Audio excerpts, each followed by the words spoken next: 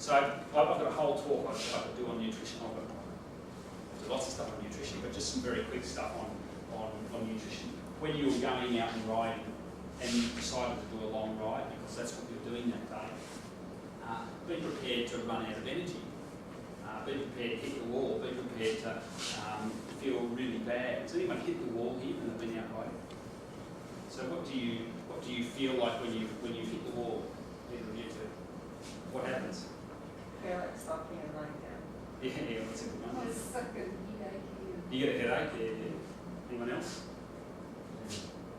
Like, Absolutely. yeah, I get these.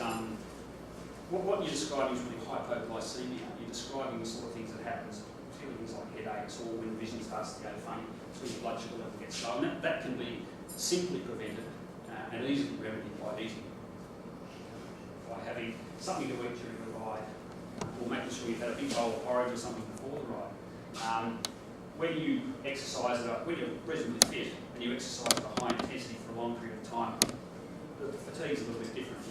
They call it heads and wall, where you run out of glycogen in your muscles, and that's where your mind's still okay, but really your legs just won't go as hard as you want them to. That can be associated with sort of pain in the legs. That's very common for a racing cyclist or someone doing one of these big rides at any sort of intensity. That's a lot harder than in fact you can't. The only way you can do that is by stopping eating carbohydrate and waiting. But you should never really, you should never go hypoglycemic. You should never really go hypoglycemic on a ride, because you should prepare yourself. So if accidentally you do, because you get lost somewhere, there's an excuse. But when you go riding for a long enough distance, chuck something in your pocket, whether it's a banana, whether it's a jam sandwich. It doesn't have to be a power bar. It certainly doesn't have to be any of these sports drinks. It doesn't have to be Coca-Cola. So I'm sort of, while these sort of special products you can buy for, helping you get through, these sports nutrition products can be quite useful for races. You don't really want to waste, waste your money. You don't really want to use them all the time, A, because they're expensive. You're better off maybe buying a new set of tyres. And B, they can do things like what you said. What do you think about those sweets? Like the jelly bean type ones? Oh, sweets. Yeah. Well, they're not cheap tomatoes, I still rock tea. Yeah. I mean, if you're going out riding, a good thing to do, if you're going out riding and worried about going hypoglycemic or something, take the snakes in the back pocket, it's fine. I used to, when I was a poor cyclist, I used to cut up apples, fill my pockets full of those and race on dates and jelly beans. When things get really bad, you go for a Coca-Cola. It's not only got to be sugar, it's got to be caffeine. But that stuff's, that stuff really works. So you want to avoid that when you can. Okay, so there's not really an excuse to go out there and go hypoglycemic on a ride. You should always have a bit of food there. If you haven't got food, it takes some money. You've got to be careful about drinking those products. You can also drink too much. And there's, when it's a hot day, of course, you sweat a lot. If you're going hard, you're sweating even harder. And actually, you lose a lot of fluid, you have to replace that. On a cold day, when you're not going very hard, you don't lose much fluid at all. If you drink a lot, you've got to keep stopping. Now, if you're out in the bush, that's fine, you can just stop at least a cow paddock. But if you're riding through town, it's a bit more difficult. There's a bit of an overemphasis on hydration. And you can actually drink too much, and it can be a little bit harmful. I guess there's moderation, I think, is the key. These are some very basic nutrition, getting started messages. There's a lot more I can tell you about that sort of stuff. At some point, if it's appropriate, I'd like to do. So what's another little key point? So for you that are starting out riding or haven't done much, a really important thing is to get your tyres pumped up.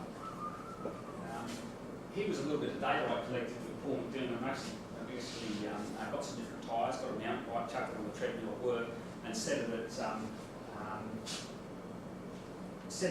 the treadmill at speed, but had 3 different tyres and used 3 different pressures. And what we had was I think these were the names, the Zenith, the Speed King and the Race King. Well, this was a mountain bike slick. This was a sort of a knobbly tyre of some sort. I think this was an in-between, and that was like a mud tyre, I think. And you can see here, this was, this is heart rate for one person. No, sorry, it's power output.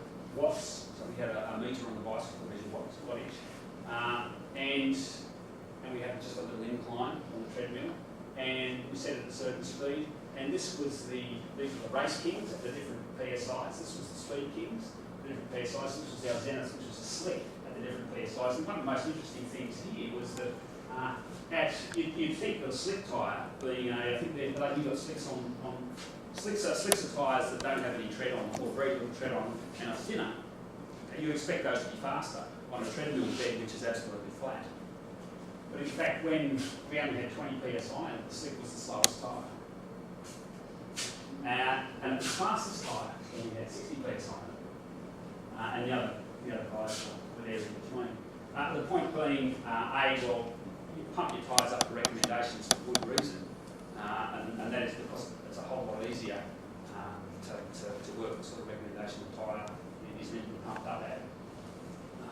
And if you reckon if you pump up to the recommended tyre pressures and you keep it there, you're much less likely to puncture. The most common cause of a puncture is a tyre not pumped up properly, because you get an edge of something and the rim the edges of the rim go through the unit tube, and you get what they call snake bite puncture, which are two little holes in the tube next to one another, looking like a snake bite. And the downside of one of those things, they're a bit more difficult to fix than just a little punch of a snake bite piece of glass or wire. Right, keep your tyres pumped up. So that means you need a pump, and you need a decent pump, and actually you need a pump that tells you what the pressure is. Unless you're really good and you've got strong fingers and you know what a particular pressure is, go and get yourself a pump. You can buy one for $20 on Corbeto 7, which is one of these online sites, and that will be okay. It's not an excellent pump. If you go to a bike store, buy a really nice one, but that will do the job. This is a really important part of cycling, making sure your tyres are pumped up. You people that have never had punctures, you probably keep your tyres pumped up there. And this is beyond our control, really, isn't it? Sometimes glass is really bad in glass. Avoid riding through glass. That's easier said, isn't it, than done.